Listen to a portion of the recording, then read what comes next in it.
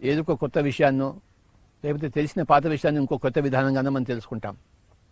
అందుకోసం మనం ప్రయత్నం చేద్దాం. ఒక్కొక్క రోజు ఒక్కొక్క టాపిక్ ఉంటుంది, ఒక్కొక్క శీర్షిక కింద మనం మాట్లాడుకుంటాం. ఈరోజు నేను ఎంచుకున్నది శాస్త్రీయ దృక్పథం అన్న సమాసం. శాస్త్రీయ దృక్పథాన్ని ఇంగ్లీష్లో సైంటిఫిక్ టెంపరమెంట్ అంటారు.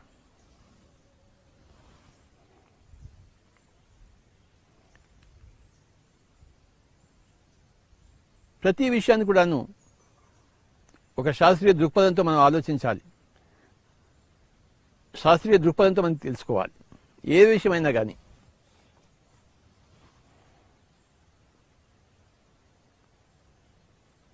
శాస్త్రీయ దృక్పథం అంటే ఏమిటి?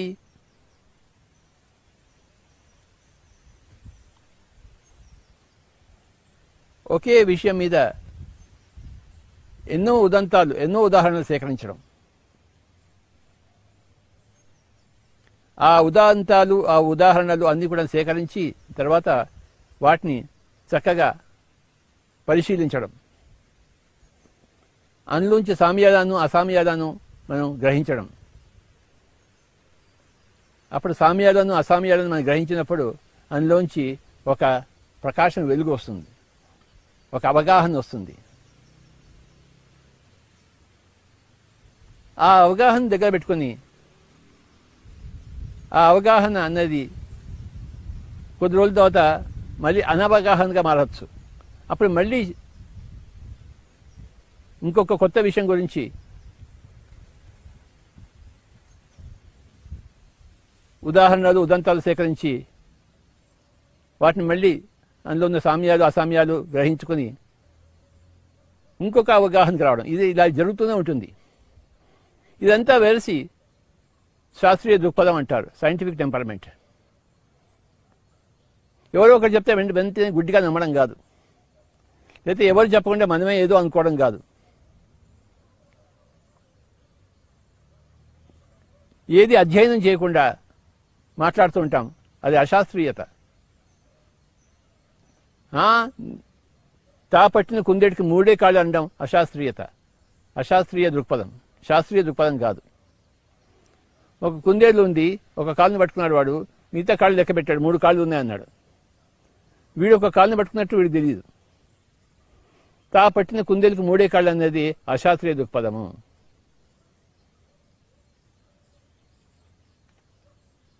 అలాగే పరమానంద శిష్యులు 10 మంది ఉంటే ఒక నది దాటుతున్నప్పుడు, కాలువ దాటుతున్నప్పుడు ఎంతమంది దాటారు అని వాడు తనని లెక్క పెట్టుకుని మిగతా అందరిని లెక్క పెడతా 9 ఉన్నారంటాడు, ఒకడు ఎక్కడో మిస్సింగ్ అంటాడు. అందరూ అదే విధంగా చేస్తుంటారు. ఆ పరమానంద శిష్యులు వాళ్ళు తమని లెక్క పెట్టుకోకుండా అందరిని లెక్క పెట్టి 9 మంది ఉన్నారంటాడు, 10వ వాడు ఎక్కడ పోయాడు? ఇదే అశాస్త్రీయ దృక్పథం. 10వ వాడు ఎక్కడికి పోతే అక్కడే ఉన్నాడు. వాళ్ళంతా పరమానంద శిష్యులు, మూర్ఖ శిఖామణులు. పరమానంద శిష్యులు అంటే మూర్ఖ శిఖామణులు, అశాస్త్రీయంలో ఉండేవాళ్ళు, శాస్త్రీయ దృక్పథం లేని వాళ్ళు. ప్రతి విషయంలోనూ శాస్త్రీయ దృక్పథం లేని వాళ్ళు ఉంటారు.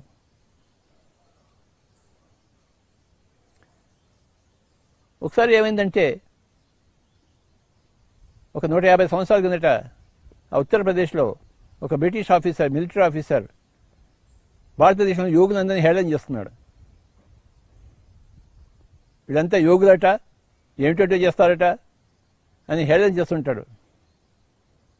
అప్పుడు వాడి దగ్గర ఉన్న మనిషి ఒకడు, స్వామీజీ మా పక్కింటిలోనే ఒక యోగి ఉన్నాడని చెప్పాడు.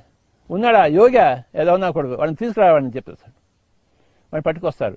నువ్వు యోగివేనా నాయన అని అడుగుతాడు. అవును స్వామి నేను యోగిని అంటాడు. నువ్వు యోగి అని చెప్పేసి తన కత్తి తీసుకుని ఒక చేయి కోసేస్తాడు.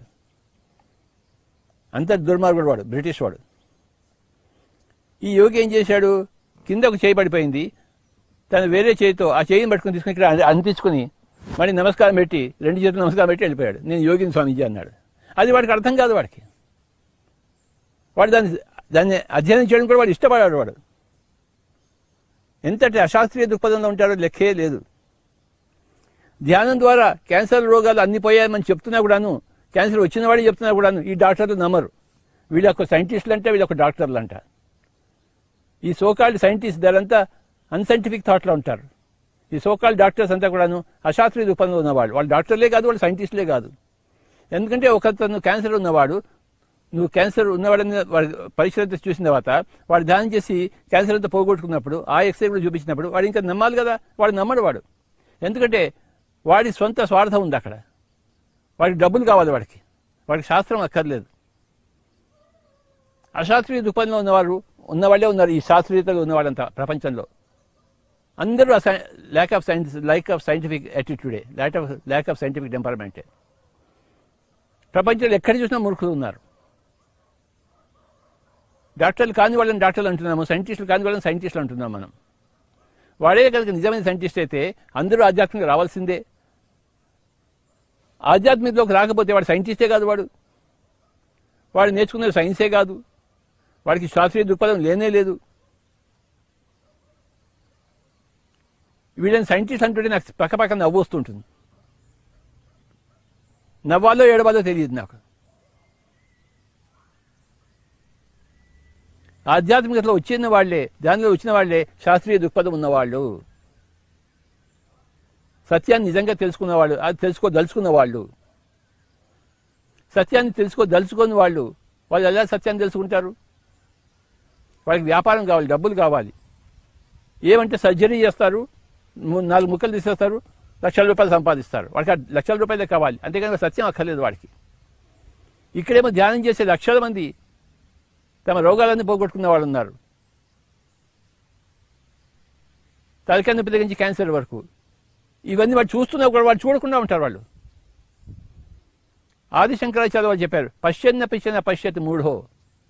మూఢులు ఏం చేస్తుంటారంటే వాడు చూస్తున్నా కూడా చూడకుండా ఉంటారు వాళ్ళు.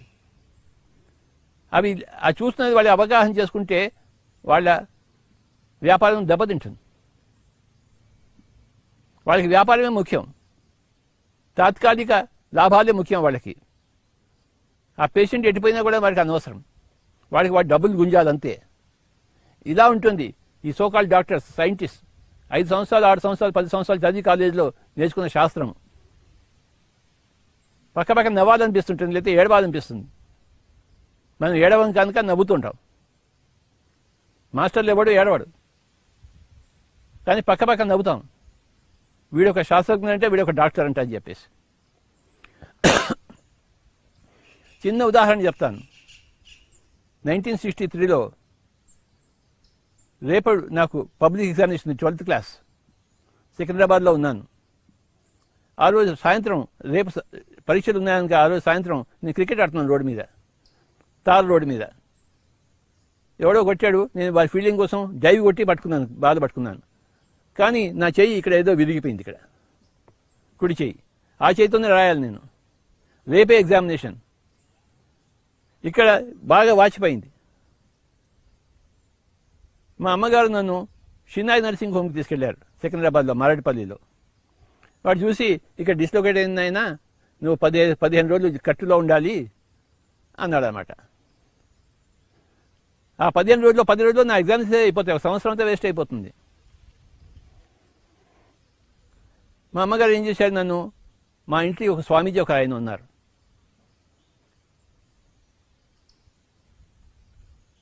సికింద్రాబాద్ మెక్లాయిడ్ గూడలో.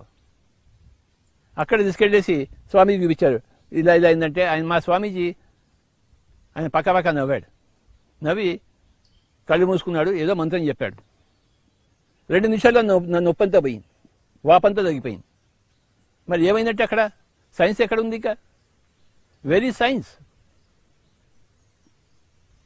ఈ విషయం చెప్తే ఆ డాక్టర్లు నా మాటలు వినరు, వాళ్ళు చెవిలో పోసుకోరు వాళ్ళు. ఎందుకంటే ఆ చెవిలో పోసుకుంటే ఇష్టం లేదు వాళ్ళకి.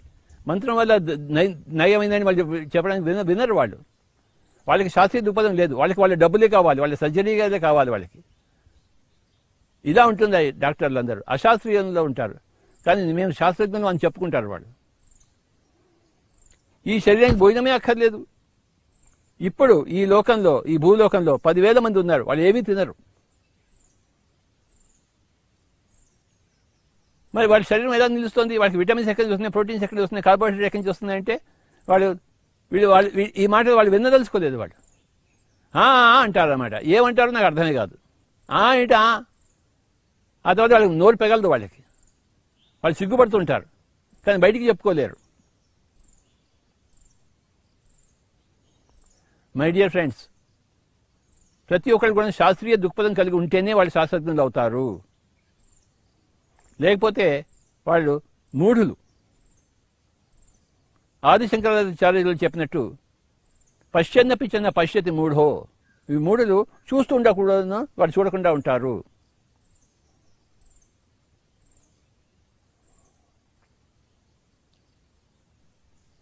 మూఢుడైన వాడు శాస్త్రజ్ఞుడు కాదు, శాస్త్రజ్ఞుడైన వాడు మూఢుడు కాదు.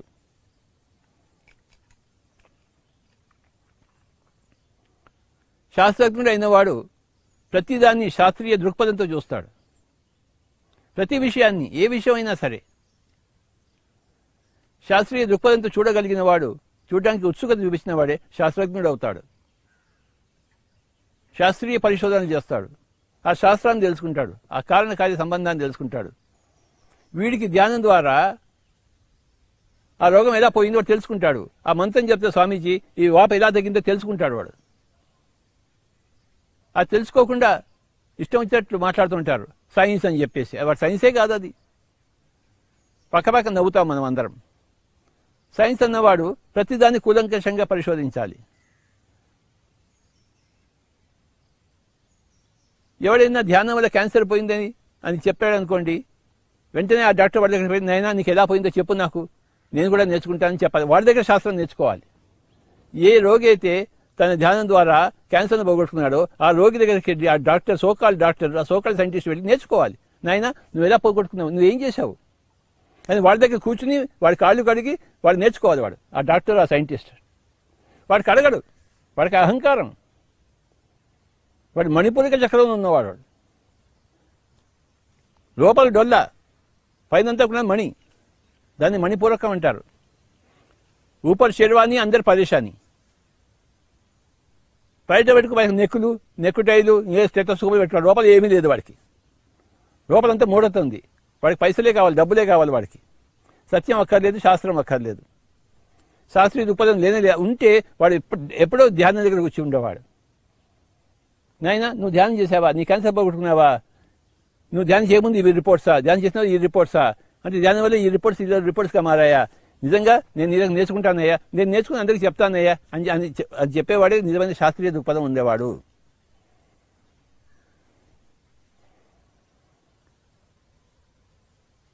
భీమవరం తటవర్తి రాజ్యలక్ష్మి గారికి ఫైర్ యాక్సిడెంట్ అయింది. 80% అంతా కాలిపోయింది. ఎవరు బతకరు అన్నారు. ఆవిడ కూడా బతకడానికి అంతా కాలిపోయింది. ఏముంది, 20% కాలిపోయింది. ఇంకేమైనా ఉందా అక్కడ? అన్ని మాంసం ముద్దలు ముద్దలుగా పడిపోతుంది శరీరం అంతా. కానీ ఆవిడ తన మాటలతో నేను బతుకుతాను అని తెలుసుకుంది. తన ఆత్మశక్తి మీద ఆధారపడింది. కొద్ది రోజులకి బాగుపడిపోయింది. భీమవరం తటవర్తి రాజ్యలక్ష్మి మేడం అందరి చేతులు ఎత్తేశారు ఇంకా బతకదని చెప్పేసి. 80% కలిసినది ఇంకేం బతుకుతుంది? కానీ ఏదైనా సాధించవచ్చు అన్నదే శాస్త్రీయ దృక్పథము. ఆవిడ సాధించినప్పుడు మనం అందరం ఎందుకు సాధించలేము? ఒకడు సాధించినప్పుడు అందరూ సాధించగలరు అన్నదే శాస్త్రీయ దృక్పథము. ఒకడు తన ధ్యానంతో క్యాన్సర్ పోగొట్టుకున్నాడు, 80% కాలిపోయిన శరీరాన్ని తిరిగి బాగు చేసుకున్నాడు అంటే మనం ఎందుకు చేసుకోలేము? శాస్త్రం అంతటా ఒకటే కదా. ఒక్కొక్కరికి ఒక్కొక్క శాస్త్రం ఉంటుంది. ఏమిటి? ఎక్కడా ఉండదు. అందరికీ కలిపే శాస్త్రం ఉంటుంది. కనుక ఇప్పుడు విస్తారంగా పిరమిడ్ స్పిరిచువల్ మూమెంట్లో అందరూ ధ్యానం చేసి తమ రోగాలను పోగొట్టుకుంటున్నారు. కానీ కొంతమంది డాక్టర్లే వాళ్ళ దగ్గరికి వెళ్ళి నేర్చుకుంటున్నారు. ఉదాహరణకు డాక్టర్ న్యూటన్ మరి మెడికల్ కాలేజీలో స్టూడెంట్గా ఉన్నప్పుడే వచ్చి ధ్యానం నేర్చుకున్నాడు. నేర్చుకుని ఆయన మెడిసిన్ ప్రాక్టీస్ చేయకుండా ఎండి అయినా కూడాను ధ్యానాన్ని ప్రాక్టీస్ చేస్తున్నాడు, ధ్యానాన్ని బోధిస్తున్నాడు. అది నిజమైన శాస్త్రీయ దృక్పథం ఉన్నవాడు డాక్టర్ కొండవీటి న్యూటన్. నిజమైన శాస్త్రీయ దృక్పథం ఉన్నవాడు. మిగతా మెడికల్ డాక్టర్స్ అంతా శాస్త్రీయ దృక్పథం లేనివాడు. ఒక కొండవీటి న్యూటన్ మరి కొండవీటి లక్ష్మీ మేడం గారే వాళ్ళే నిజమైన శాస్త్రీయ దృక్పథం ఉన్నవాళ్ళు. వాళ్ళకి తెలిసిపోయింది శరీరం అంటే ఏంటో, ఆత్మ అంటే ఏంటో, ధ్యానం అంటే ఏంటో, ఆధ్యాత్మికత అంటే ఏంటో, ఆత్మ యొక్క శక్తి అంటే ఏమిటో అన్నీ తెలిసిపోయాయి వాడికి. ఎందుకంటే వాళ్ళకి నిజమైన శాస్త్రీయ దృక్పథం ఉంది. వాళ్ళ ఎంబీబీఎస్ వల్ల, వాళ్ళ ఎండి వల్ల వాళ్ళకి శాస్త్రీయ దృక్పథం రాలేదు. వాళ్ళ ధ్యానం వల్ల వాళ్ళకి శాస్త్రీయ దృక్పథం వచ్చింది. వచ్చి అందులో స్థితమైపోయారు డాక్టర్ కొండవీటి న్యూటన్, డాక్టర్ కె లక్ష్మీ వారు. వాళ్ళిద్దరికి నా యొక్క నమస్కారములు. ఎంత హెల్ప్ చేశారు ప్రపంచానికి, వాళ్ళు ఎంత చేస్తున్నారో లెక్కే లేదు. వాళ్ళు నిజమైన డాక్టర్లు, వాళ్ళు నిజమైన సైంటిస్టులు. డాక్టర్ ఇయాన్ స్టీవెన్సన్ ఒక ఆయన ఉన్నాడు అమెరికాలో. ఆయన ఏం చేశాడు, చిన్నపిల్లలు అంటే 3 ఏళ్ళ వాళ్ళు 4 ఏళ్ళ వాళ్ళు తమ గత జన్మల గురించి చెప్తుంటే ఆయన ఆకర్షితుడయ్యాడు. వాళ్ళ దగ్గర పోయి వాళ్ళ మాటలు సేకరించి 3 ఏళ్ళు 4 ఏళ్ళు వాళ్ళు గత జన్మల గురించి చెప్తున్నారు. నేను అక్కడ మొగుడుగా ఉన్నాను, అక్కడ పెళ్ళంగా ఉన్నాను, అక్కడ నాకు ఇంత 10 మంది పిల్లలు, ఆ ఇల్లు ఇలా ఉంది అని చెప్తే ఈ చిన్న పిల్లలు ఎలా చెప్తారబ్బా? 3 ఏళ్ళ వాడు 4 ఏళ్ళు అలా చెప్తాడు. అది వీడికి తెలిసిన శాస్త్రానికి విరుద్ధం. అది దాన్ని ఆయన పట్టుకున్నాడు డాక్టర్ ఇయాన్ స్టీవెన్సన్. అప్పుడు ప్రపంచం అంతా కోడే కోస్తుంటే ఈయన వేరే కూత కోశాడు. నేను వాళ్ళని పరిశోధన చేస్తానని చెప్పి బయలుదేరాడు ఆయన. పరిశోధన చేస్తే ఎక్కడ చూసినా వాళ్ళ సత్యాలన్నీ బయటపడ్డాయి. ఆయన పుస్తకం రాశాడు 20 కేసెస్ సజెస్టివ్ ఆఫ్ రీఇన్కార్నేషన్ అని చెప్పేసి. 20 మందిని స్టడీ చేశాడు ఆయన. రాసి ఒక పుస్తకం రాశాడు 20 కేసెస్ సజెస్టివ్ ఆఫ్ రీఇన్కార్నేషన్. అంటే వీళ్ళు 20 మందిని నేను పరిశోధన చేశాను, వాడు చెప్పిన దాన్ని బట్టి వాళ్ళ ఊళ్ళకి వెళ్ళాను, వాళ్ళ గల్లీలంతా చూశాను, అంత కరెక్ట్గా తేలింది అని చెప్పి పుస్తకం రాశాడు. ఆ పుస్తకం ప్రపంచాన్ని ఊపేసింది. ఏ ప్రపంచాన్ని ఊపించింది? శాస్త్రజ్ఞుల ప్రపంచాన్ని. అంతేగాని మూఢుల ప్రపంచాన్ని ఎవరు ఊపించలేరు. మూఢులు 99% ఉన్నారు, శాస్త్రజ్ఞులు 1% ఉన్నారు. 99 శాస్త్రజ్ఞులు అందరూ కూడా వాళ్ళంతా మూఢులు. వాళ్ళు 1% శాస్త్రజ్ఞులే వాళ్ళు నిజమైన శాస్త్రజ్ఞులు. వాళ్ళని ఊపింది ఈ పుస్తకం 20 cases suggestive of reincarnation, doctor Ian Stevenson. ఇది శాస్త్రీయత, ఇది శాస్త్రీయ దృక్పథము. ఎలిజబెత్ క్యూబ్లర్ రాస్ అని ఒక ఆవిడ ఉంది. ఆవిడేం చేసింది, చనిపోతున్న వాళ్ళు నియర్ డెత్ ఎక్స్పీరియన్స్, వాళ్ళు కొన్ని సమయం చచ్చిపోతారు కనుక వాళ్ళు వెంటిలేటర్ మీద ఉంటారు. వాళ్ళ బ్రెత్ అంతా ఆగిపోతుంది, అన్నీ ఆగిపోతాయి, గుండె కూడా కొట్టుకోవడం ఆగిపోతుంది. కానీ అర్ధగంట తర్వాత వాళ్ళు తిరిగి వస్తారు మళ్ళీ. అప్పుడు అర్ధగంటలో ఏం చేశారో వాళ్ళంతా చెప్తుంటే ఆవిడ అవన్నీ నోట్ చేసుకుంది. నియర్ డెత్ ఎక్స్పీరియన్స్ ఆవిడ రాసింది పుస్తకం. అది ప్రపంచాన్ని ఊపేసింది. అది సైన్స్ అంటే. వాళ్ళు ఒక అర్ధగంట గంట వేరే దొక్కలు పోయి తిరిగి వచ్చారు. నేను అక్కడ పోయి వాళ్ళని చూసాను, వీడియో చూసాను అవన్నీ చెప్తుంటే ఎలా చెప్తారు? ఇక్కడ ఊపిరి లేదు, గుండె కొట్టుకోవడం లేదు, బ్రెయిన్ యాక్టివిటీ లేదు, కానీ వాళ్ళు అవన్నీ చెప్తున్నారు. ఇలాంటివన్నీ ఆవిడ స్టడీ చేసింది, ఎలిజబెత్ క్యూబ్లర్ రాస్. అది శాస్త్రీయ దృక్పథం అంటే. ఇలాంటి శాస్త్రీయ దృక్పథం కూడిన పుస్తకాలు నేను కొన్ని 100 చదివాను, 1000 చదివాను నేను. అలా చదివి నాకు ఎంతో శాస్త్రీయ దృక్పథం వచ్చేసింది. మాట్లాడితే శాస్త్రీయ దృక్పథం, ఆలోచిస్తే శాస్త్రీయ దృక్పథం, ఎవరితోనూ కలిస్తే శాస్త్రీయ దృక్పథంతోనే కలుస్తాను నేను. ఆ పక్క వాళ్ళ దగ్గర శాస్త్రీయ దృక్పథం చెప్తే నేను వాళ్ళతో కలవను. ఎందుకంటే వేస్ట్. మూఢులతో మనమేం సంపర్కం చేస్తాం? మూఢులతో మనమేం వార్తాలాపం చేస్తాం? మన భాష వాడికి రాదు, వాడి భాష మనకి వద్దు. మన భాష ఏమిటి అంటే సైంటిఫిక్ టెంపరమెంట్, శాస్త్రీయ దృక్పథము. అది ఉన్న వాళ్ళతోనే నేను మాట్లాడతాను. నా సమయాన్ని నేను వృధా చేసుకోను. శాస్త్రీయ దృక్పథం లేని వాళ్ళతో నేనే మాట్లాడతాను. నా ఇంట్లోనే ఉన్నారు శాస్త్రీయ దృక్పథం లేని వాళ్ళు. మా పైలోకానికి పోయిన మా అన్నగారే, ఆయన బ్రాహ్మణ కులంలో పుట్టి మా అమ్మ నాన్నగారి దగ్గర పెరిగి ఇంగ్లాండ్ పోయి మాంసం తినడం మొదలుపెట్టాడు. అప్పుడేమొచ్చింది, కొన్ని సంవత్సరాల తర్వాత కర్మఫలం ఉంటుంది కదా, ఒళ్ళంతా సోరియాసిస్ వచ్చింది. ఎక్కడ కూర్చుంటే అక్కడ లేస్తే ఇంత రక్తం ఉంటుందన్నమాట. అది సోరియాసిస్ అంటే. మా సొంత అన్నగారు, నేను చెప్పాను ఆయనకి, అయ్యా బాబు నువ్వు మాంసం తినడం మానేసి నువ్వు ధ్యానం చేయడం అంతా నీకు అన్ని బాగోదని ఆయన విన్నాడు కదా. ఆయన పెద్ద పిహెచ్డి, కానీ శాస్త్రీయ దృక్పథం లేదు. మా సొంత అన్నగారి దగ్గర ఆయన మాంసం తింటూనే ఉన్నాడు. ఆకాశాస్ వరకు పోయాడు, పైలోకాలు పోయాడు. మాంసం తినకుండా ఉంటే, ధ్యానం చేస్తుంటే ఏది రాదు ఆయనకి. కానీ తమ్ముడు చెప్పిన మాట విన్నాడు కదా ఆయన. అహంకారంగా, నువ్వు నా తమ్ముడివి, నీకేం తెలుసు, నేనే పిహెచ్డి, నువ్వేమో ఎంఎస్సీ కూడా కాదు, నీ మాట నేనే వింటాను. కనుక అది అశాస్త్రీయ దృక్పథము. పిహెచ్డి అయితే ఎవరి శాస్త్రీయ దృక్పథం కాదు. సొంత మా అన్నగారే నాకు ఉదాహరణ. ఆయన పైలోకంలో పోయాడు. ఇప్పుడు తెలుసుకుని ఉంటాడు, అరే నా తమ్ముడే మంచివాడని చెప్పేసి. పైలోకంలో పోయిందో తెలుసుకుంటాడు. ఈ లోకంలో తెలుసుకోలేదు ఆయన. లక్షల మంది పిరమిడ్ మాస్టర్లు నా గురించి తెలుసుకున్నారు, కానీ మా సొంత అన్నగారు తెలుసుకోలేదు, మా సొంత అక్కగారు తెలుసుకోలేదు. ఎందుకంటే శాస్త్రీయ దృక్పథం లేదు. శాస్త్రీయ దృక్పథం ఉంటే ఎక్కడికి పోనక్కర్లేదు, ఎక్కడి నుంచి నేర్చుకుంటారు. ఒక కాగితం చూసి ఒక ఆయన నేర్చుకున్నాడు. మురళీ గారు అని చెప్పేసి, అల్వాల్ మురళీ గారు అని చెప్పేసి హైదరాబాద్లో ఆయన దిల్సుఖ్ నగర్కి వెళ్ళి మిరపకాయ బజ్జీలు తింటున్నాడు. తిని ఆ మిరపకాయ బజ్జీ ఒక పేపర్లో పెట్టిస్తారు కదా, మిరపకాయ బజ్జీ తినేది ఆ పేపర్ చూసాడు. ఆ పేపర్ చూస్తే అందులో ధ్యానం చేసే పద్ధతి ఉంది. అది కర్నూలు గురించి ఉంది అనమాట. ఆ ధ్యానం చేసే పద్ధతి చూసి నాకు ధ్యానం నేర్చుకోవాలని చెప్పేసి ఆయన హైదరాబాద్ తిన్నగా అదే మోటార్ సైకిల్ మీద ఇంటికి వెళ్లకుండా హైదరాబాద్లో తిన్నగా కర్నూలుకి వచ్చేసాడు. ఆ పేపర్ చూసి, మిరపకాయ బజ్జీలో పెట్టిన పేపర్ చూసి. అది శాస్త్రీయ దృక్పథం అంటే. కానీ నేను కర్నూలులో లేను, నేను ఎక్కడ టూర్లో ఉన్నాను. నేను వచ్చేంత వరకు ఆగాడు ఆయన, వారం రోజులు ఆగాడు ఆయన, నేర్చుకున్నాడు, ఆయన పోయాడు. అది శాస్త్రీయ దృక్పథం అంటే. ఎక్కడ చిన్న ఇన్ఫర్మేషన్ దొరికినా దాన్ని పట్టుకుని తీగ తాకితే దొంకంతా కదలాలి. ఆ తీగ దొరికినా కూడాను ఆ తీగను విస్మరించేవాడు శాస్త్రీయ దృక్పథం లేనివాడు. ఒక తీగ దొరికితే దాన్ని లాగితే డొంకంతా కదలాలి. డొంకంతా కదిలి తీరుతుంది. ఎందుకు కదలదు? ఆ అల్వాల్ మురళి గారికి కదిలింది. ఆయన కర్నూలుకి వచ్చి శ్వాస మీద ధ్యానం నేర్చుకుని అల్వాల్లో అందరికీ ధ్యానం చెప్పాడు ఆయన, హైదరాబాద్ అల్వాల్లో. అది శాస్త్రీయ దృక్పథం ఉన్నవాడ పరిస్థితి.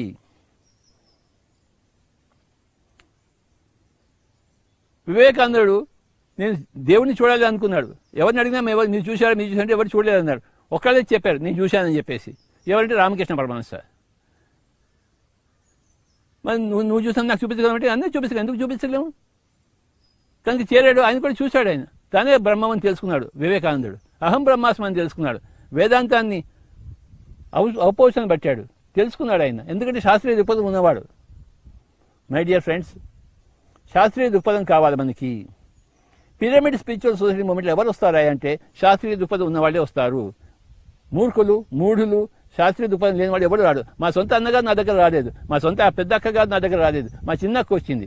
ఆవిడ డాక్టర్ అయినా కూడా శాస్త్రీయ దృక్పథం ఉంది కనుక నా దగ్గరకు వచ్చింది. ఆవిడ ధ్యానం నేర్చుకుంది, మా చిన్నక్క. మా పెద్దక్క రాలేదు, మా పెద్ద అన్న రాలేదు. అంటే ఒకటే ఇంట్లో అందరూ ఒకటే తల్లిదండ్రులు పెట్టినా పెరిగినా కూడాను కొంతమందికి శాస్త్రీయ దృక్పథం ఉంటుంది, కొంతమందికి ఉండదు. ఆ శాస్త్రీయ దృక్పథం ఉన్నవాళ్లే ఒక గూటికి కిందికి చేసుకుంటారు. ఏం గూడయ్యా అంటే అది ధ్యానం అనే గూడు. ఎవరైతే ధ్యానం అనే గూడుకి చేరలేదో వాళ్ళకి శాస్త్రీయ దృక్పథం లేదన్నమాట. ఆ శాస్త్రీయ దృక్పథం ఎప్పుడు వస్తుందంటే ఏ జన్మలో వస్తుందంటే వాళ్ళ ఇష్టం. అది ఏ జన్మలో అయితే శాస్త్రీయ దృక్పథం వస్తుందో వాళ్ళు శాస్త్రం తెలుసుకుంటారు, శాస్త్రులు అవుతారు, శాస్త్రజ్ఞులు అవుతారు. లేకపోతే ముడుగులానే మిగిలిపోతారు. వాళ్ళు అన్ని చూస్తుంటారు కానీ ఏది చూడకుండా ఉంటారు. గుడ్డివాళ్ళు, చూస్తూ కూడా గుడ్డివాళ్ళు. పశ్చాత్తి మూడవ హృదయ నిమిత్తం బహుకృత వేష. పొట్ట కూరు కోసం ఎన్నో వేషాలు వేస్తారు. డాక్టర్ వేషము, సైంటిస్ట్ వేషము, అన్ని వేషాలు అన్నీ వేస్తారు వాళ్ళు. లాయర్ వేషము. ఎందుకంటే వాళ్ళకి లా అక్కర్లేదు, వాళ్ళకి డబ్బులు కావాలి. అందరి నుంచి ఎలా డబ్బులు దొబ్బాలో వాళ్ళకి కావాలి. వాళ్ళకి ధర్మము, శాస్త్రము, జ్ఞానము ఇవన్నీ అక్కర్లేదు వాళ్ళకి.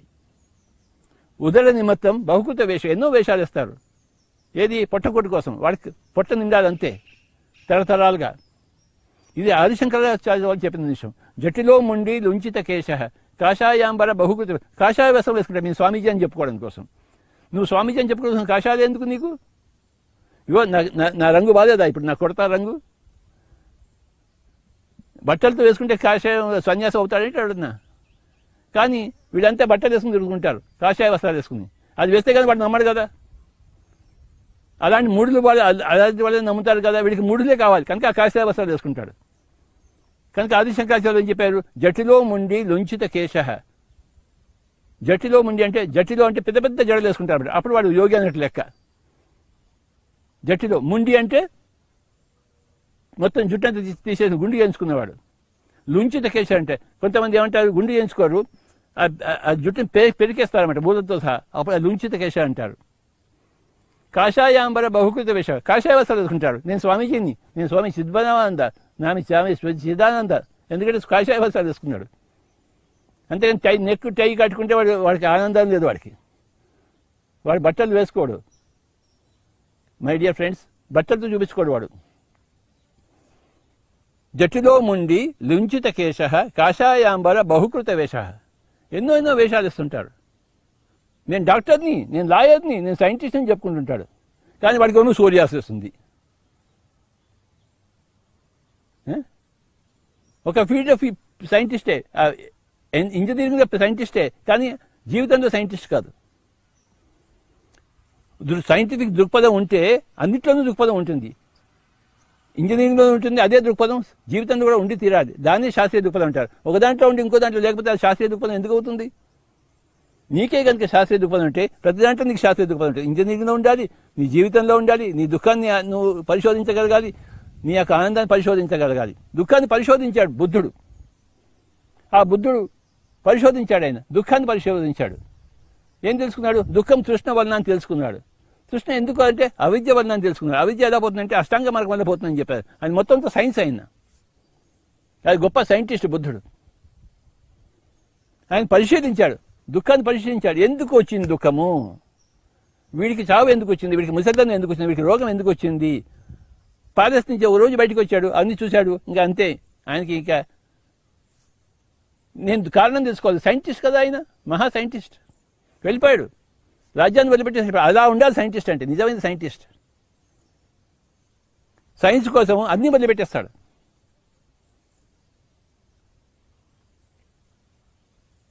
నా శాస్త్రం కోసం మా అన్నగారిని వదిలిపెట్టేశాను, మా పెద్దక్క గారిని వదిలిపెట్టేశాను. ఎందుకంటే వాళ్ళతో నాకేం సంపర్కం ఉంది? వాళ్ళు అశాస్త్రంలో ఉన్నప్పుడు నాలాంటి శాస్త్రజ్ఞుడు వాళ్ళతో ఉంటే అది తప్పది. ఏ గూటి పక్షులు ఆ గూటికే చేరుతాయి. మనలాంటి వాళ్ళతోనే మనం సంపర్కం చేస్తాం. కృష్ణుడు హస్తినాపురం పోయినప్పుడు దుర్యోధను పిలిచాడు, స్వామీజీ మా ఇంట్లో వచ్చి పడుకోండి అని చెప్పేసి. కానీ కృష్ణుడు పోయి విదురుడి దగ్గర పోయి పడుకున్నాడు. ఎందుకంటే విదురుడు లాంటి వాడే కృష్ణుడు, కృష్ణుడు లాంటి వాడే విదురుడు. కానీ దుర్యోధనుడికి ఆపోజిట్. సొంత అన్నగారైనా పెద్దక్క గారైనా నేను వెళ్ళలేదు వాళ్ళ ఇంటికి, వాళ్ళకి నాకు సంబంధాలే దిగిపోయాయి. కానీ ఎవరెవరో పిల్లల మాస్టర్స్ ఏ ఊళ్ళో ఉన్నారు, అందరూ నా వాళ్లే. ఎందుకంటే వాళ్ళంతా సత్య పిపాసకులు, శాస్త్రీయ దృక్పథం ఉన్నవాళ్ళు.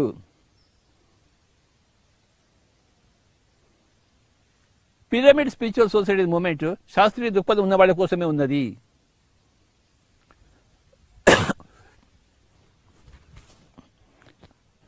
శాస్త్రీయ దృక్పథం లేని వాళ్ళ దగ్గరికి పిరమిడ్ స్పిరిచువల్ సొసైటీ లేదు, ధ్యానం లేదు.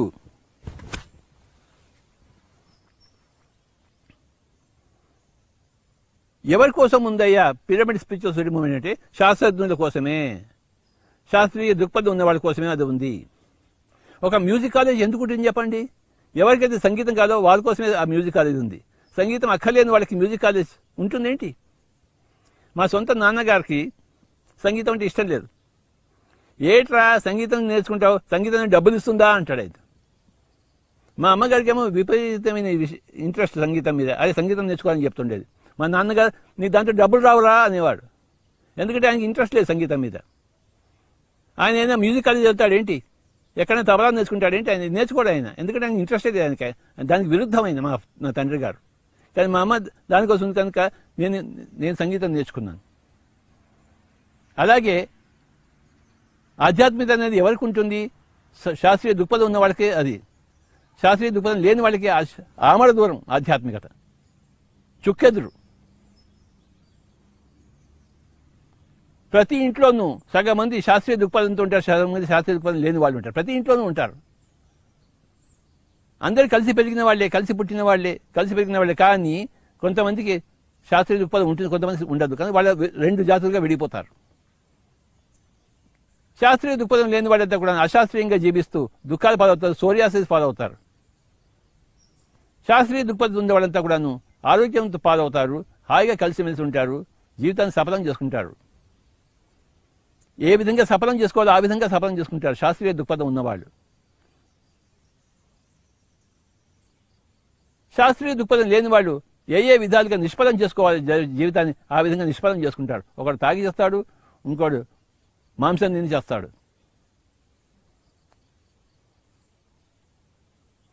శాస్త్రీయ దృక్పథం కావాలి ప్రతిసారి. ఎలిజబెత్ క్యూబ్లర్ రాస్ లాగా, డాక్టర్ ఇయాన్ స్టీవెన్సన్ లాగా, బ్రాడ్ స్టైగర్ లాగా, బ్రయన్ వైస్ లాగా లక్షల మంది ఉన్నారు సైంటిస్టులు. వాళ్ళంతా ఆధ్యాత్మికతను పరిశీలించారు. లక్షల మంది యోగులు ఉన్నారు, లక్షల మంది ఋషులు ఉన్నారు, లక్షల మంది మునులు ఉన్నారు. వాళ్ళంతా కూడాను శాస్త్రీయ దృక్పథం ద్వారానే వాళ్ళు ముని అయ్యారు, స్పిరిచువల్ సైంటిస్ట్ అయ్యాడు, స్పిరిచువల్ రీసెర్చర్ అయ్యాడు, యోగి అయ్యాడు, మరి ఆత్మజ్ఞానం అయ్యాడు. రమణ మహర్షి 7వ క్లాసులో ఇంట్లోంచి వెళ్ళిపోయాడు. శాస్త్రీయ దృక్పథంతో నేను ఎవరో తెలుసుకోవాలి. 14 ఏళ్ల కుర్రాడు 7th క్లాస్లో వెళ్ళిపోయాడు ఆయన ఇంట్లోంచి. ఎందుకంటే ఆయనకి ఒకటే, నేను ఎవరో నేను తెలుసుకోవాలి. వెళ్ళిపోయాడు ఆయన. అరుణాచలం వెళ్ళిపోయాడు, కొండెక్కి కూర్చున్నాడు, అయిపోయింది, తెలుసుకున్నాడు. ఆయన కొండెక్కి కూర్చున్నాడు, ప్రపంచం అంతా ఆయన దగ్గరికి వెళ్ళింది. ఎందుకంటే ఆయన శాస్త్రజ్ఞుడు, ఆయన తనని తాను తెలుసుకున్నాడు. మిగతా వాళ్ళంతా వాళ్ళు తమను తాను తెలుసుకున్నారు, వాళ్ళని శాస్త్రజ్ఞులు. రమణ మహర్షి దగ్గరికి రాధాకృష్ణ పండిత్ వెళ్ళిపోయి వారం రోజులు ఉండి ఇద్దరు మాట్లాడకుండా ఒక దగ్గర కూర్చుని మళ్ళీ ఆయన వచ్చేసి ఉండేవాడు పండిత్ రాధాకృష్ణన్. ఎందుకు వెళ్ళాడు పండిత్ రాధాకృష్ణన్ రమణ మహర్షి దగ్గర? ఆయన శాస్త్రజ్ఞుడు కనుక ఈయన వెళ్ళాడు. రమణ మహర్షి దగ్గర శాస్త్రీయ దృక్పథం ఉంది. మొత్తం ప్రపంచ మానవాళి 2 రకాలుగా ఉంది. శాస్త్రీయ దృక్పథం ఉన్నవాళ్ళు, శాస్త్రీయ దృక్పథం లేని వాళ్ళు.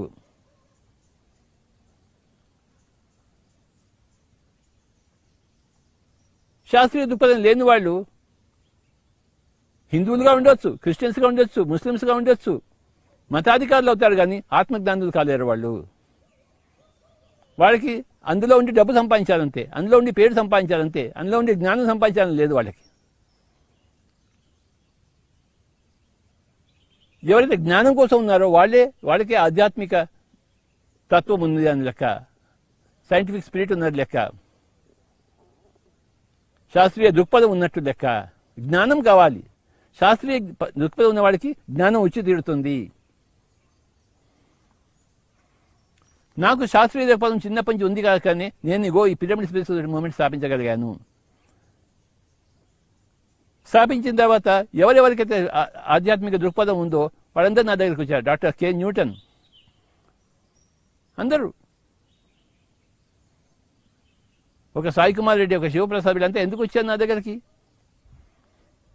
పిరమిడ్ మాస్టర్ నా దగ్గర ఏమైనా డబ్బు ఉందా ఇవ్వడానికి? నా దగ్గర ఏం డబ్బు లేదే. ఇక్కడికి వస్తే నేను పేరు వస్తుందా, ప్రఖ్యాతి వస్తుందా? ఏది రాదు. ఉన్న పేరు కూడా పోతుంది, ఉన్న ప్రఖ్యాతి కూడా పోతుంది, ఉన్న జేబులో డబ్బులు కూడా పోతాయి, రోడ్డు పాలవుతాం. కానీ వాళ్ళు వచ్చారు. వాళ్ళు ఒక సాయి కుమార్ రెడ్డి, ఒక శివప్రసాద్ నాకు రైట్ హ్యాండ్ లెఫ్ట్ హ్యాండ్ అయిపోయారు. ఈరోజు వాళ్ళిద్దరికి నేను నమస్కారాలు చెప్పుకుంటున్నాను. నా జేబులో డబ్బులు లేవు, కానీ వాళ్ళిద్దరు నా దగ్గరికి వచ్చారు.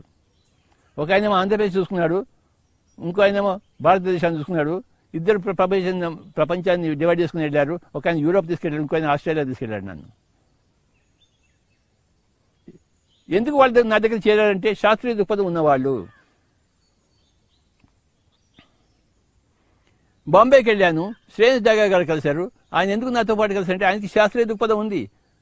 ఆయనకి టీబీ వచ్చింది. 1997లో వెళ్ళాను మాట. అప్పుడు 20 ఏళ్ల కుర్రాడు అనుకుంటాను శ్రేయస్ దాగా. మా అమ్మగారు నేను హాంకాంగ్ పంపించాను, నేను బాంబే తీసుకెళ్ళాను. బాంబేలో ఎవరు ఉండాలి అంటే శ్రేయస్ దాగా చెప్పారు, వాళ్ళ సిస్టర్ చెప్పారు. అయితే వాళ్ళని కనుక్కుని ఫోన్ చేస్తే మీరు రండి, మేము మా ఇంటికి తీసుకెళ్తామని చెప్పాడు ఆయన. ఎయిర్పోర్ట్కి వచ్చి తీసుకెళ్ళాడు. మా అమ్మగారిని మా అత్తగారిని నేను హాంకాంగ్ పంపిస్తున్నాను, హైదరాబాద్ నుంచి బాంబేకి వెళ్ళి.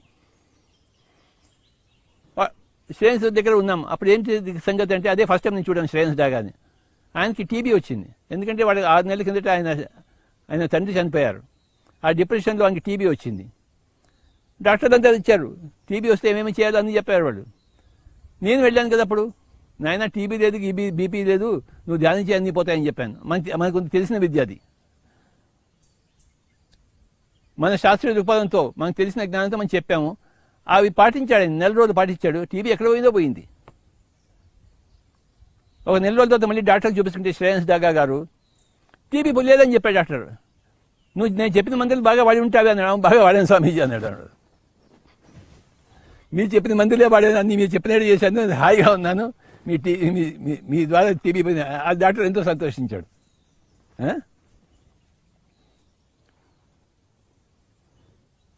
సో ఆ టీబీ ఎలా పోయింది? ఆ డాక్టర్ చెప్పిన మందుల వల్ల పోయిందా? ఏం చేసిన ధ్యానం వల్ల పోయిందా? ఆ శ్రేయస్ డాగా గారు ఇగో ఈ ఇంత పెద్ద పిరమిడ్ వ్యాలీని నిర్మించారు ఆయన. ఆయన తన డబ్బులంతా తీసుకొచ్చి ఇక్కడ పోసాడు ఆయన. బ్రహ్మాండంగా తయారైంది పిరమిడ్ వ్యాలీ. ఈరోజు ఇక్కడ కూర్చొని నేను హాయిగా భాషణ ఇస్తున్నాను, ప్రవచనం ఇస్తున్నాను పిరమిడ్ వ్యాలీలో. అనేక మంది పిరమిడ్ మాస్టర్ల యొక్క ఫలితం, కర్మ ఫలితము, కృషి ఫలితము ఈ యొక్క పిరమిడ్ వ్యాలీ. పిరమిడ్ వ్యాలీలో ఎలా వచ్చింది? ఇక్కడ శాస్త్రీయ దృక్పథం ఉన్న వాళ్ళ దగ్గర వచ్చింది. పిరమిడ్ ఎందుకు ఖండిస్తాం? మతంలో మత దృక్పథం అంటే ఇక్కడ టెంపుల్కి వచ్చేది ఉండేది, రాముడు కృష్ణుడు ఉండేవాడు. కానీ ఇక్కడ శాస్త్రీయ దృక్పథం కనుక పిరమిడ్ వచ్చింది. ఇక్కడ ఏ టెంపుల్ లేదు, రాముడు లేడు, కృష్ణుడు లేదు, ఇక్కడ యేసు ప్రభువు లేడు. మరి ఎవరు ఉన్నారంటే ఇక్కడ ఎవరు లేదు, శ్వాస మీద ధ్యాస ఉంది. ఇక్కడ పిరమిడ్ శక్తి ఉంది. ఇది శాస్త్రీయ దృక్పథం ఉన్నవాళ్ళ కేంద్రం. ఇది హిందువుల కేంద్రం కాదు, ముస్లింల కేంద్రం కాదు, ఇది క్రిస్టియన్స్ల కేంద్రం కాదు, ఇది నాస్తికుల కేంద్రం కాదు, ఇది శాస్త్రీయ దృక్పథం ఉన్నవాళ్ళ కేంద్రము. శాస్త్రీయ దృక్పథం ఉన్న వాళ్ళందరూ కూడా ధ్యానం అనే దగ్గర దానికి చేరుకుంటారు. రాముడికి, కృష్ణుడికి, యేసుబాబుకి దూరం అయిపోయి ధ్యానానికి దగ్గర అవుతారు. ఆంజనేయ స్వామికి దూరం అయిపోయి ధ్యానానికి దగ్గర అవుతారు. ధ్యానానికి దగ్గర ఆ ఆంజనేయ స్వామి కూడాను శాస్త్రీయ దృక్పథం ఉన్నవాడే, ఆ రాముడు, కృష్ణుడు, జీసస్ కూడా శాస్త్రీయ దృక్పథం ఉన్నవాడని తెలుసుకుంటారు. ఓహో వీళ్ళంతా శాస్త్రీయ దృక్పథం ఉన్నవాళ్ళ, శాస్త్రజ్ఞులని తెలుసుకుంటాడు. వాళ్ళని శాస్త్రీయ దృక్పథంతో కొలవడం నేర్చుకుంటాడు, వాళ్ళని శాస్త్రీయ దృక్పథంతో నేర్చుకోవడం నేర్చుకుంటారు. ఇది శాస్త్రీయ దృక్పథం అన్న దాని కథ.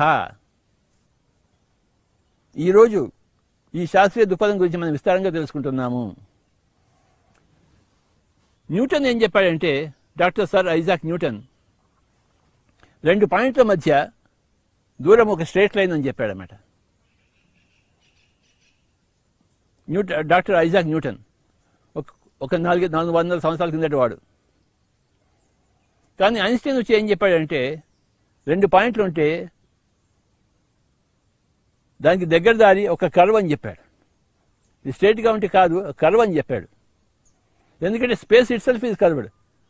ఈ ఆకాశమే కర్వ్డ్ కనుక స్ట్రేట్గా వెళ్తే లేట్గా అయిపోతుంది, నువ్వు కర్వ్లో అనుసారం వెళ్తే దగ్గర అవుతుందని చెప్పేసి ఐన్స్టైన్ చెప్పాడు. ఇందులో ఏది సత్యం అంటే, ఏది శాస్త్రీయ దృక్పథం అంటే, న్యూటన్ కన్నా ఐన్స్టైన్ మరింత శాస్త్రీయ దృక్పథం ఉన్నవాడు కనుక దాన్ని ఖండించాడు. న్యూటన్ చెప్పిన దాన్ని ఖండించాడు. The shortest distance between 2 points is not a straight line but it's a curve అని చెప్పాడు. ఎందుకంటే space itself is curved. కనుక క్వాంటమ్ ఫిజిక్స్ వచ్చింది. న్యూటన్ ఫిజిక్స్ పోయింది, క్వాంటమ్ ఫిజిక్స్ వచ్చింది. అలాగే ఈ మతాలన్నీ పోతాయి, ఆధ్యాత్మికత వస్తుంది. మతాలన్నీ న్యూటోనియన్ ఫిజిక్స్ లాంటివి, కంటికి కనబడేది సత్యం అనుకుంటారు. కానీ క్వాంటమ్ ఫిజిక్స్ వస్తుంది, అదే ధ్యానం అనే ఫిజిక్స్, ధ్యానం అనే ఆధ్యాత్మికత, ధ్యానంతో నిండిన ఆధ్యాత్మికత. ఈ ధ్యానంతో నిండిన ఆధ్యాత్మికతకు మహా ఉదాహరణే పిరమిడ్ స్పిరిచువల్ సొసైటీస్ మూవ్మెంట్. పిరమిడ్ల నిర్మాణం. అంతేగాని రామ మందిర నిర్మాణము, లక్ష్మణ మందిర నిర్మాణము, హనుమాన్ మందిర నిర్మాణం కాదు, పిరమిడ్ మందిర నిర్మాణం. ఇది శాస్త్రీయ దృక్పథం ఉంది. అక్కడ ఎనర్జీ ఉంటుంది, పిరమిడ్లో మహా ఎనర్జీ ఉంటుంది, శక్తి ఉంటుంది. ఆ శక్తిని ఉపయోగించి మనం ధ్యానం బాగా చేసుకుంటాం, ఆ శక్తిని ఉపయోగించి మనం బాగు చేసుకుంటాం. కనుకనే పిరమిడ్ స్పిరిచువల్ సొసైటీ మూవ్మెంట్ అనేది ఆవిర్భవించింది. ఎక్కడి నుంచి ఆవిర్భవించింది అంటే శాస్త్రీయ దృక్పథం నుంచి ఆవిర్భవించింది. 1982లో నాకు ఒక చిన్న పుస్తకం దొరికింది, ఏ సీక్రెట్స్ పవర్ ఆఫ్ పిరమిడ్స్ అని చెప్పేసి. అందులో చదివితే 1982 మాట ఇది. ఆ పుస్తకం చదివాను. మనం తెలుసుకోవాలి కదా ఏ పుస్తకంలో ఏముందో, ఏ పుట్టలో ఏ పాము ఉందో. ఏ పుట్టలో ఏ పామైనా ఉంటుంది. చిన్న పుట్టలో పెద్ద పాము ఉండొచ్చు, పెద్ద పుట్టలో చిన్న పాము ఉండొచ్చు, కానీ పాములు లేని పుట్టలు కూడా ఉండొచ్చు.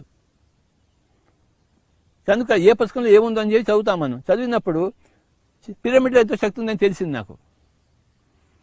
ఆ పిరమిడ్ మనం చేసుకోవచ్చు అని తెలిసింది.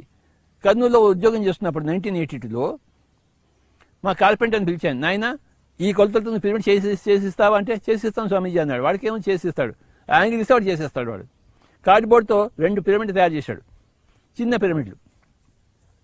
ఒక పిరమిడ్లో టమాటో పెట్టాను, ఒక పిరమిడ్ బయట టమాటో పెట్టాను. చూశాను ఏమవుతుందని చెప్పేసి 4-5 రోజులు చూశాను. తర్వాత ఇంకా ఉండబట్టలేక ఆ పిరమిడ్లో ఉన్న టమాటోని చూశాను. అది హాయిగా ఫ్రెష్గా ఉంది, బయట ఉన్నది కుళ్ళిపోయింది. మరి పిరమిడ్ లోపల ఉన్న టమాటా హాయిగా ఉండడం ఏమిటి, పిరమిడ్ బయటనే పెట్టిన టమాటా కుళ్ళిపోవడం ఏమిటి? అలాగే వంకాయ పెట్టాను, అదే రిజల్ట్. అంతే అంతే. నా పుస్తకంలో నేను ఏమేమి చదివాను అవన్నీ కూడా నేను చేశాను కర్నూలులో కూర్చొని 1982లో 83లో. అది సైన్సు. అక్కడి నుంచి పుట్టింది పిరమిడ్ స్పిరిచువల్ సొసైటీ మూమెంట్. 1990లో బివి రెడ్డి గారు కలిసినప్పుడు ఆయన మా ఇంటికి వచ్చి ధ్యానం చేశాడు. తర్వాత రోజు నాకు ఫోన్ చేసి నన్ను ఆయన దగ్గర పిలుచుకున్నాడు బివి రెడ్డి గారు. ఇది 1990 మాట. ఆయన ఒక థియేటర్ ఉంది, ఆ థియేటర్కి వెళ్ళాను, పొద్దున్న వెళ్ళాను.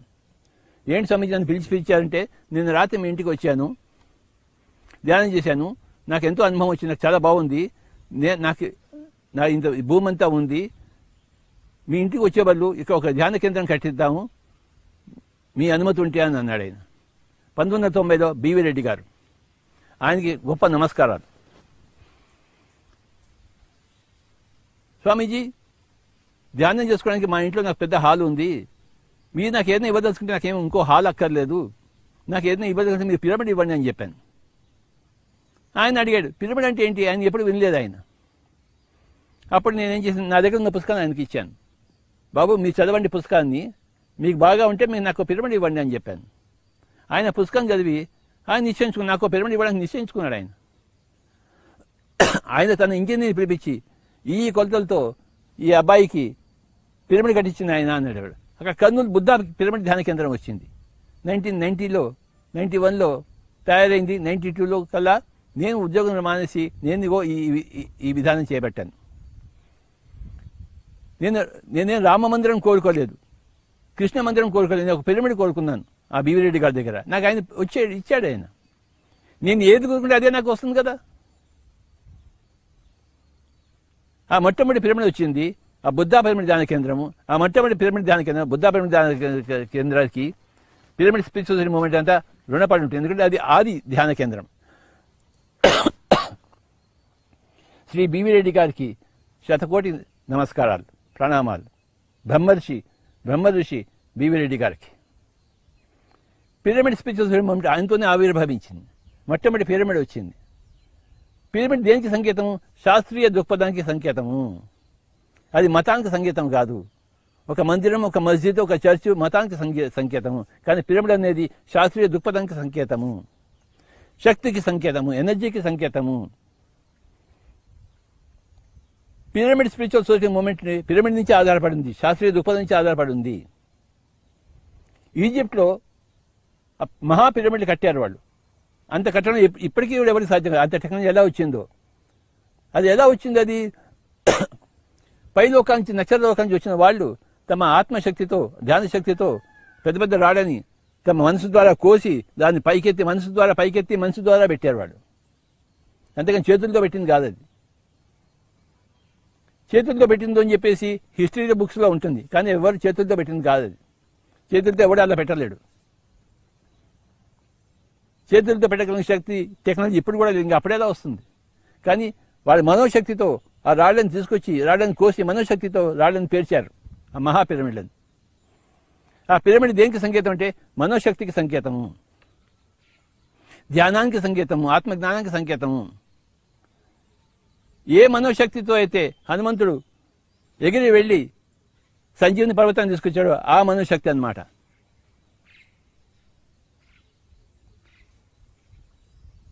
ఒక హనుమంతుడు ఎగరగలిగితే ఎవరైనా ఎగరగలరు. మిదారెప మళ్ళీ చూపించాడు, తాను కూడా ఎగరగలడు అని చూపించాడు మిదారెప. ఒక పని చేసినవాడు ప్రపంచంతో చేయగలదు. అదే శాస్త్రీయ దృక్పథము. ఒక యేసు ప్రభువుకి అంతటి జ్ఞానం వస్తే ఎవరైనా అంతటి జ్ఞానం సంపాదించుకోగలరు. ఒక తడవటి రాజ్యలక్ష్మి 80% కాలిపోయి మళ్ళీ బతికి ఉంటే, ఇంత ప్రచారం చేస్తుంటే ఎవరైనా చేయగలరు.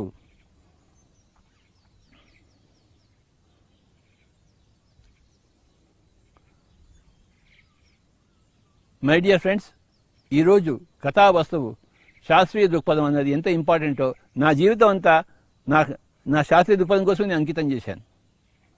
నేను నోరు విప్పితే శాస్త్రీయ దృక్పథం గురించే మాట్లాడతాను, లేకపోతే అసలు మాట్లాడను. పనికొచ్చే వాళ్ళతో మాట్లాడతాను, పనికిరాని వాళ్ళతో అసలు మాట్లాడను.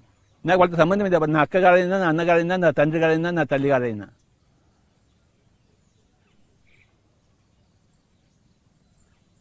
నా తోటి శాస్త్రీయ దృక్పథం ఉన్నవాళ్లే నా అన్నలు, నా తమ్ముళ్ళు, నా సిస్టర్స్, నా తల్లిదండ్రులు. నాకు లక్షల మంది నా తోటి వాళ్ళు నాకు దొరికారు, లక్షల మంది పిల్లలు మాస్టర్స్. నా కుటుంబం నాకు దొరికింది. కృష్ణుడికి విదురుడు దొరికాడు, దుర్యోధనుడు దొరకడు. కృష్ణుడు ఇప్పుడు విదురుడి దగ్గరే ఉంటాడు, దుర్యోధను దగ్గర ఉండనే ఉండడు. వాడు మహారాజు అయినా సరే, విదురుడు ఉద్యోగి అయినా సరే, చిరు ఉద్యోగి అయినా సరే, కృష్ణుడు చిరు ఉద్యోగి దగ్గర ఉంటాడు. కానీ దుర్యోధనుడు రాజకుమారుడి దగ్గర ఉండడు, అసత్యం దగ్గర ఉండడు. ఎక్కడైతే ఆధ్యాత్మిక దృక్పథం లేదో, శాస్త్రీయ దృక్పథం లేదో అక్కడ ఉండడు. ఎలా ఉంటాడు?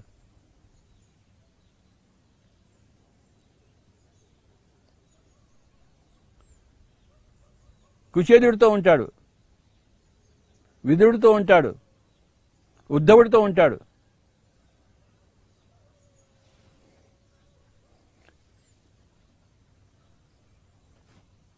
ఏ గూటి పక్షులు ఆ గూటికే వస్తాయి. ఈ గూడి పేరు శాస్త్రీయ దృక్పథం అనే గూడు. అలాంటి పక్షులే అందరు నా దగ్గర వచ్చి చేరుతారు.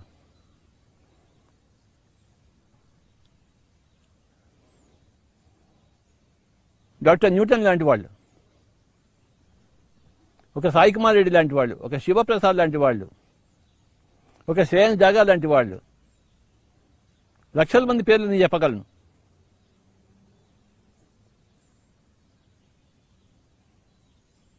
మై డియర్ ఫ్రెండ్స్, నా తోటి శాస్త్రీయ దృక్పథం ఉన్న వాళ్ళందరికీ నా యొక్క నమస్కారాలు. ఎంత గొప్పవాళ్ళు శాస్త్రీయ దృక్పథం ఉన్నవాళ్ళు. ప్రతి ఆత్మ కొన్ని జన్మల తర్వాత శాస్త్రీయ దృక్పథంకి రావాల్సిందే. రాకుండా ఎలా ఉంటారు? ఎన్ని జన్మలు అశాస్త్రీయ దృక్పథంతో ఉంటారు? మళ్ళీ మళ్ళీ జన్మలెత్తి శాస్త్రీయ దృక్పథం రావాల్సిందే.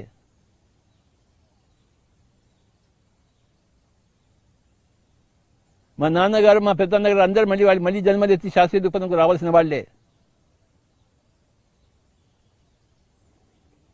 ఎవరైతే శాస్త్రీయ దృక్పథం లేదో వాళ్ళ శాస్త్రీయ దృక్పథం వచ్చేస్తారో వాళ్ళ జన్మ ధన్యమైపోయినట్లు లెక్క, వాడు మాధవులు అయినట్లు లెక్క. శాస్త్రీయ దృక్పథం లేని వాడు మానవులుగానే పుడుతుంటారు.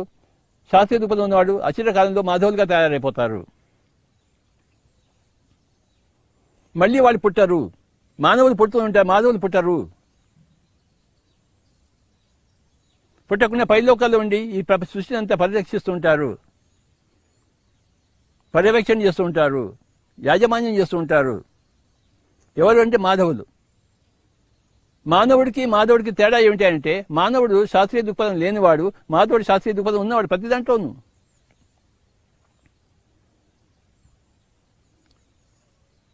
మానవుడు అన్న పదము మనస్సు నుంచి వచ్చింది, మాధవుడు అన్న పదం ధీ నుంచి వచ్చింది. ఆ ధీ నుంచి వచ్చిందే ధ్యానము. ధీ అంటే ఆ సైంటిఫిక్ స్పిరిట్, సైంటిఫిక్ టెంపర్మెంట్, దాన్ని ధీ అంటారు. ధ్యానం అంటే సైంటిఫిక్ రీసెర్చ్, శాస్త్రీయ దృక్పథం.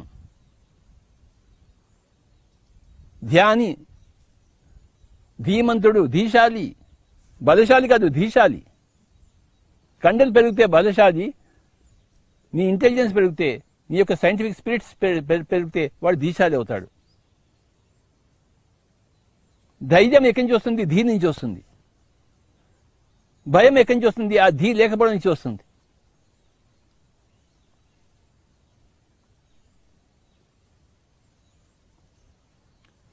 మానవుడు, మాధవుడు, ఆ నా తీసేసి ధా పెడితే మాధవుడు అవుతాడు. మనస్సు నుంచి మ్యాన్ అనే ఇంగ్లీష్ పదం వచ్చింది. సంస్కృతంలో మనహ, హిందీలో తెలుగులో మనస్సు, కన్నడలో మ్యాన్, ఇంగ్లీష్లో మ్యాన్, అంతే ఒకటే ధాతువు నుంచి వచ్చాయి. ఈ మనస్సులో ఉండేవాడే మానవుడు. మనసులోంచి బయటికి దాటి ధీలో వచ్చేవాడే, ప్రవేశించేవాడే, సైంటిఫిక్ స్పిరిట్లో ప్రవేశించేవాడే మాధవుడు. పిరమిడ్ స్పిరిచువల్ సెటిల్మెంట్ మాధవులకి నిలయము.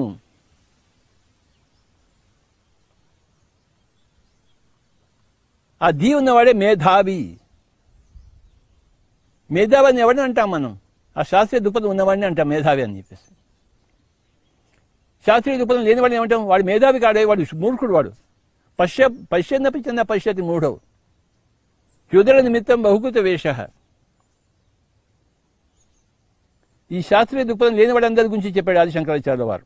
జటిలో ముండి లుంచిత కేశ కాషాయాంబర బహుకృత వేష పశ్యన్నపి చిన్న పశ్యతి మూఢో యుదర నిమిత్తం బహుకృత వేష. ఆది శంకరాచార్యుల వారు తన శరీరాన్ని పక్కన పెట్టి ఇంకో శరీరంలోకి వెళ్ళాడు, రాజుగారి శరీరంలో వెళ్ళాడు. ఈ కథ నిజమా కాదా? ఇది కథ కాదు, నిజమైనది. ఆ రాజుగారి శరీరంలో ఎన్నో విషయాలు తీసుకొని మళ్ళీ వచ్చి మళ్ళీ తన శరీరంలో దూరాడు, పరకాయ ప్రవేశం చేశాడు. ఈ సైంటిస్ట్ ఏమైనా నమ్ముతారా? ఆయన చేసి సాధించాడు, చూపించాడు, తన జీవితాన్ని చూపించాడు ఆది శంకరాచార్యుల వారు. కానీ మనం నమ్మమే. మనం గొప్ప సైంటిస్టం కదా, డాక్టర్లం కదా. పరకాయ ప్రవేశం ఏంటి? పిచ్చే వెర్రా. కానీ పిచ్చి కాదు, వెర్రి కాదు, అది సత్యము, పరకాయ ప్రవేశము. ఉన్న కాయాన్ని వదిలిపెట్టేసి వేరే కాయంలో ప్రవేశించాడు ఆయన. ఆది శంకరాచార్య వారి కథ అందరికీ తెలుసు. తెలిసినా కూడా వాడు ఆది శంకరాచార్య వాళ్ళు కాదు. ఎందుకంటే శాస్త్రీయ దృక్పథం లేదు. ఈ చెవిలోంచి విని ఈ చెవిలోంచి వదిలిపెట్టేస్తారు. శాస్త్రీయ దృక్పథం లేని వాళ్ళు. శాస్త్రీయ దృక్పథం ఉన్నవాళ్ళు ఈ చెవిలో చూస్తే దాని వెంటనే పట్టుకుంటారు, పట్టుకుని అది అలా అవుతారు. ఈ చెవిలోంచి విని ఆ చెవిలోంచి వదిలిపెట్టేసేవాడు శాస్త్రీయ దృక్పథం లేనివాడు. ఈ చెవిలో విన్నప్పుడు దాన్ని అధ్యయనం చేసి దాన్ని పరిశోధించి దాని సత్యాన్ని తెలుసుకున్నవాడే శాస్త్రీయ దృక్పథం ఉన్నవాడు.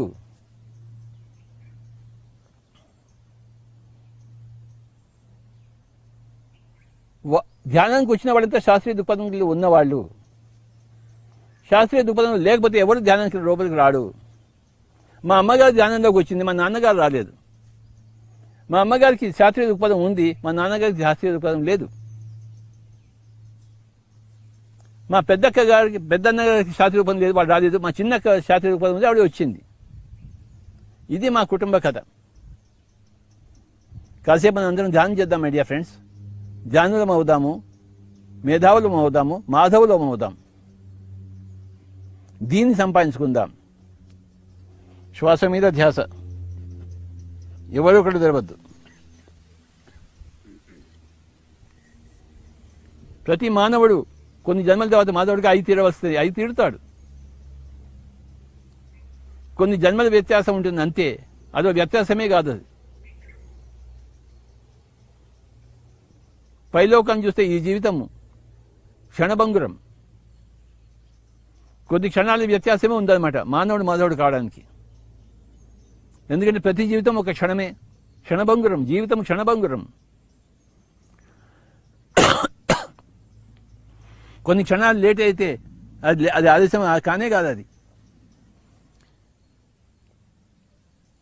మనం టిఫిన్ 8 గంటలు తింటే ఏమిటి, 8 గంటలు 2 నిమిషాలకు తింటే ఏమిటి, రెండు ఒకటే కదా. అలాగే ఏ జీవితంలో వచ్చినా కూడా ఆ జీవితం ధన్యమైనట్టే లెక్క. కనుక మానవులందరూ మాధవులు అయి తీరుతారు. శాస్త్రీయ దృక్పథం లేని వాడితే శాస్త్రీయ అయి తీరుతారు. కొన్ని జన్మల కొన్ని క్షణాలు వ్యత్యాసమే.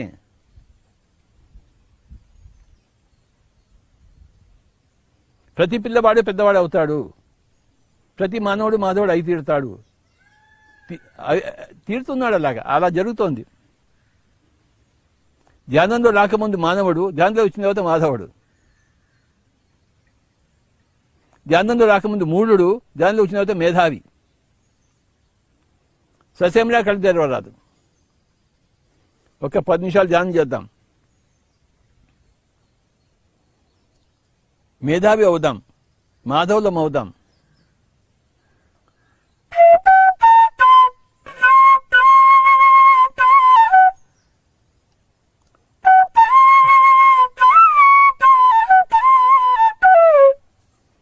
ఎవరు కళ్ళు తెరవరాదు. మాధవుడు కావాలంటే 2 విషయాలు ఉన్నాయి. ఒకటేమో కళ్ళు 2 మూసుకోవాలి, రెండోదేమో శ్వాస మీద ధ్యాస ఉంచాలి. 2 విషయాలు మాధవుడిగా మారడానికి. 3 గంటల సేపు కళ్ళు తెరవకూడదు.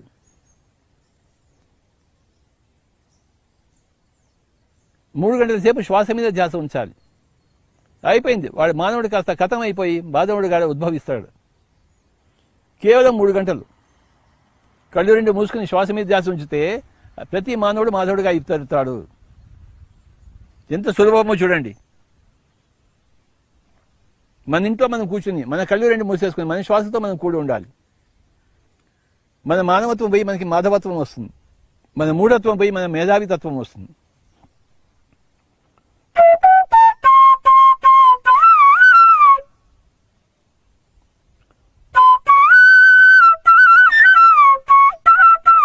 మానవుడు అంటే ఆధ్యాత్మిక దృక్పథం, శాస్త్రీయ దృక్పథం లేనివాడు. మాధవుడు అంటే శాస్త్రీయ దృక్పథం సైంటిఫిక్ టెంపర్ ఉన్నవాడు. అంతే తేడా, అంతకన్నా ఏమీ తేడా లేదు.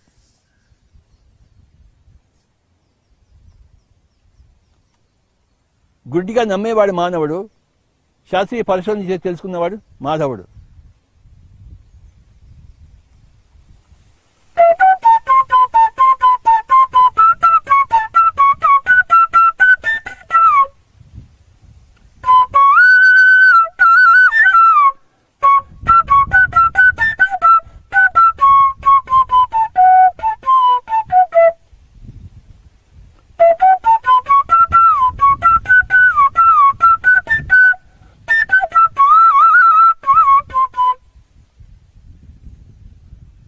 ఎవరూ కళ్ళు తెరవరాదు. శ్వాస మీద ధ్యాస, శ్వాసానుసంధానం.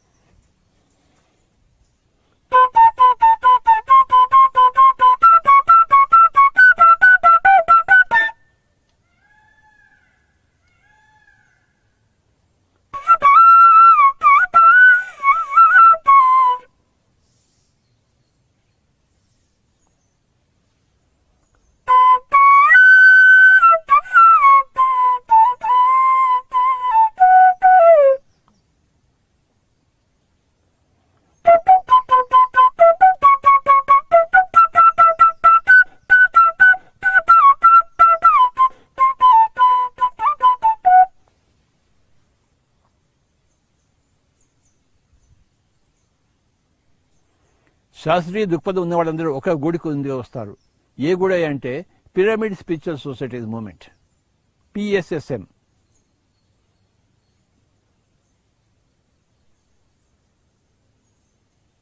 ఒక జాతి పక్షులన్నీ ఒక దగ్గర చేరుతాయి.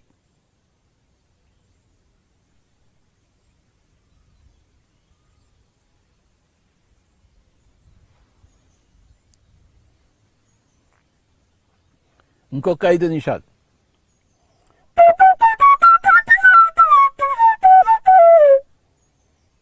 ససేమిరా కళ్ళు తెరవరాదు.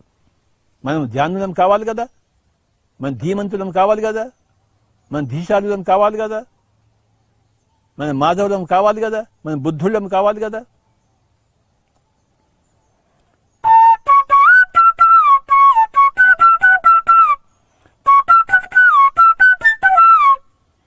పాలు పెరుగు కావాలి కదా,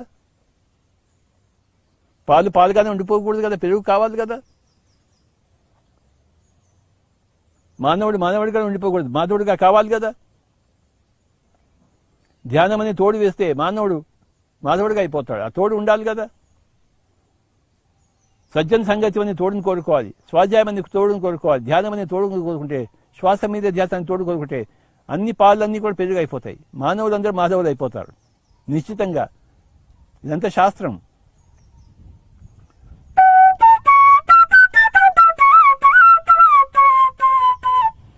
మూడు గంటల సేపు కళ్ళు తెరవకూడదు. శ్వాస మీద ధ్యాస. ఎవరింట్లో వాళ్ళు కూర్చుని రాత్రి ధ్యానం అభ్యాసం చేసుకోవాలి, పొద్దున్న ధర్మం అభ్యాసం చేసుకోవాలి.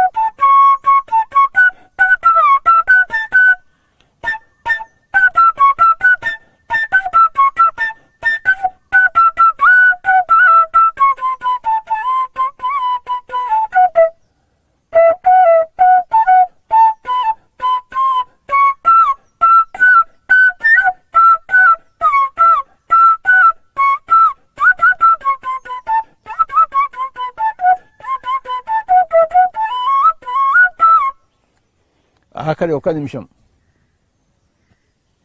శ్వాస మీద ధ్యాస.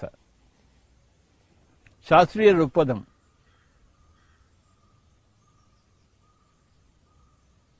ధ్యానం ద్వారా ప్రతి మానవుడు ఒకనొక మాధవుడు అయినట్టు, ఇంతవరకు అయినట్టు మనం కూడా అవ్వాలి. భవిష్యత్తులో భూమండలం అంతా మాధవులే ఉంటాడు, ఒక్కడు కూడా మానవుడు ఉండడు. అందరూ మాధవులుగా తయారవుతారు. అందుకోసమే ప్రయాసపడుతోంది పిరమిడ్ స్పిరిచువల్ సొసైటీ మూవ్మెంట్. మానవులందరూ మాధవులు అవుదురుగాక, అయితీరుదురుగాక, అయితారు గాక. ఆఖరి 30 సెకండ్లు, 20 సెకండ్లు, 10 సెకండ్లు, 9, 8, 7, 6, 5, 4, 3, 2, 1, 0. 2 చేతులను 2 కళ్ళ మీద పెట్టుకుందాం. 5 క్షణాలు. 5, 4, 3, 2, 1, 0. 2 చేతులు తీసేసుకుని 2 తెరుద్దాం. Thank you very much my dear friends. అందరికీ నమస్కారాలు, ప్రణామాలు.